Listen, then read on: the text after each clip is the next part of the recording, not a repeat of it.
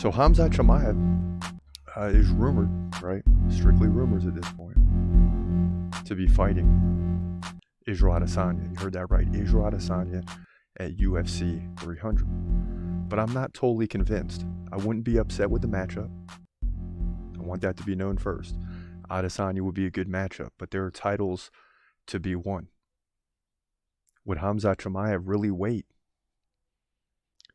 to fight 3 months after the middleweight title fight before he fights Adesanya, right? Because you got Strickland and Duplessis fighting in January. UFC 300 isn't until April. If you want to stay in title contention, you could have potentially a title fight already set up next while Khamzat's waiting in the wings to fight Adesanya. So is that the true path? Is that the best path for Khamzat Chimaev? I'm not totally convinced on that, because you still have Alex Pereira out there, light heavyweight. Would Khamzat get a free pass to that title? Doubtful, but you never know. You got Leon Edwards waiting at welterweight. That's a possibility.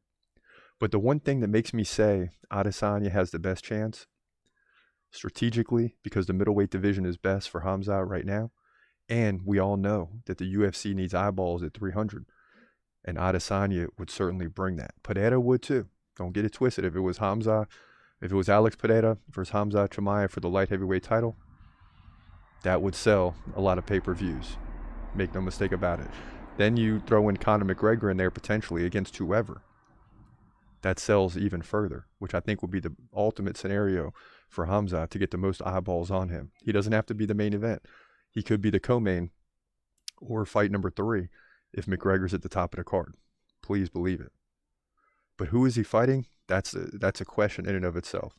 So you look at first Alex Pereira, light heavyweight champ. The tough part there is that Khamzat, for him to fight Alex Pereira, he basically would need a free pass to the light heavyweight title. Because he's only ranked 9th in the middleweight division, I don't see that happening. But the reason that I still hold on to belief for that fight is that you already have Yuri and Rakic set up to fight. So who else does that leave to fight Alex Pereira?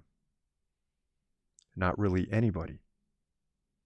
And that's a fight that could sell. Fighting Adesanya just puts Khamzat on the back burner for a title shot all the way until basically the end of 2024. So is that what he wants to do? Could he get a sneak fight in with Leon Edwards? And if he did, does he want to cut that weight? I think any of these 3 potential matchups bring a lot of eyeballs to UFC 300, and I think they're all in play. Just because the fighter, in this case Khamzat, is on the Twitters and other places yelling for the Adesanya fight, doesn't necessarily mean that that's going to be the fight that's set up. We just don't know at this point in time. We don't know if that's the fight that is going to be set up. That's what the rumors are saying.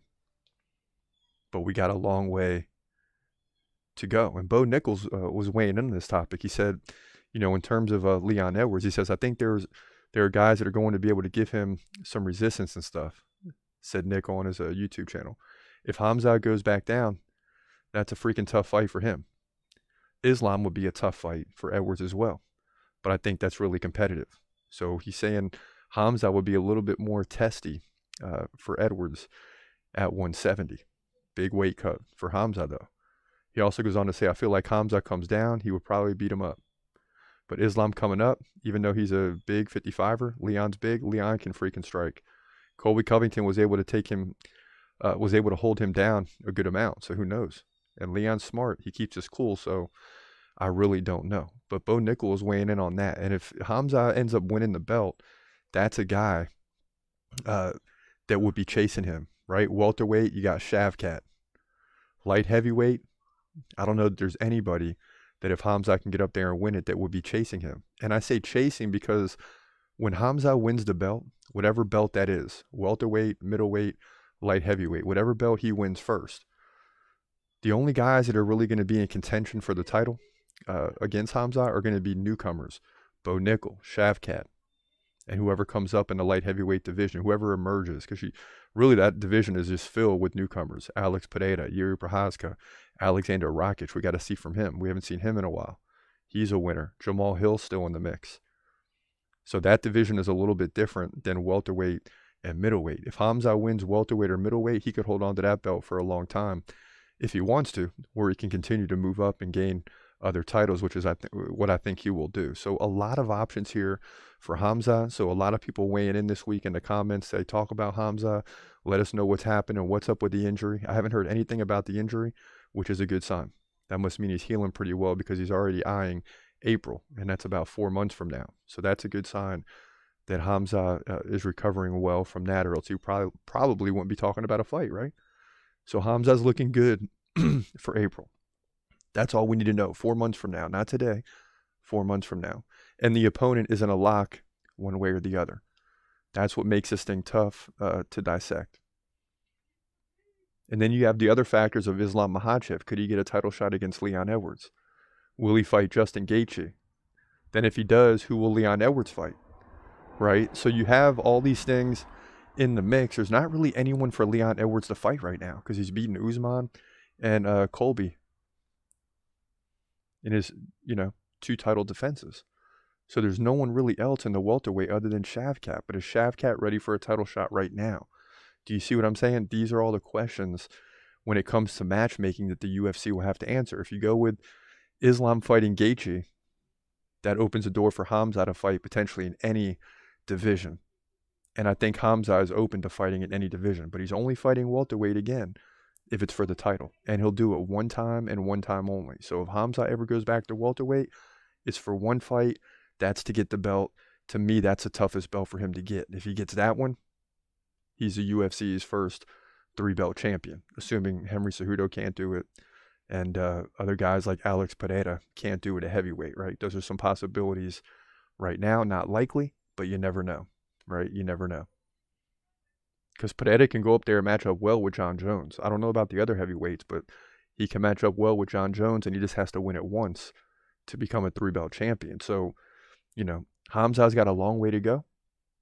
But again, welterweight will be the toughest belt for him to get. Make no mistake about it. So that's how I see it playing out when you guys say, hey, please get into this topic. Please talk about Khamzat. What are the updates? Right now, it's just a rumor mill. And we love it. We don't mind the rumor mill. We'll get into it. We'll get into the speculation, because the bottom line is we just want to fight, as we said, for the last 3 years. We just want another fight set up. I mean, he's beaten, Holland, Gilbert Burns, Kamaru Usman. Okay, he's beaten some guys. Now let's get him a title shot. How long does he have to wait? He's not like other fighters that are on the rise and we hype up, and then they find a way to lose eventually. He's one that continues to win. He may have had 2 rough victories against Burns and Usman, bigger guys, but he definitely looks better in the middleweight division than welterweight, because welterweight is scary because he's thin, right? Leon Edwards isn't getting any skinnier. Other welterweights aren't getting any smaller. Khamzat looks small at welterweight. He looks massive at middleweight, and I couldn't imagine what he looked like at light heavyweight. I think that's the worst division for any opponent, even though I think the light heavyweight division right now is stacked, though, with the names we mentioned before: Jamal Hill, Alex Pereira, Alexander Rakic, Yuri Prochazka still in the mix. I mean, you got 4 or 5 fighters. That division is beefing up minute by minute. He's gonna fight, wait, he's gonna fight, wait, hold your breath till the end of the night. Last fighter call, UFC at its height, yeah, bringing that thunder with all his might, saying step up, wanna fight, hold up, think twice, gladiator, assassin, reckless, no abandon, walk through that cage, he'll leave your ass stranded. Wake up, hey, where you at? Hey, got hit in the head with a baseball bat.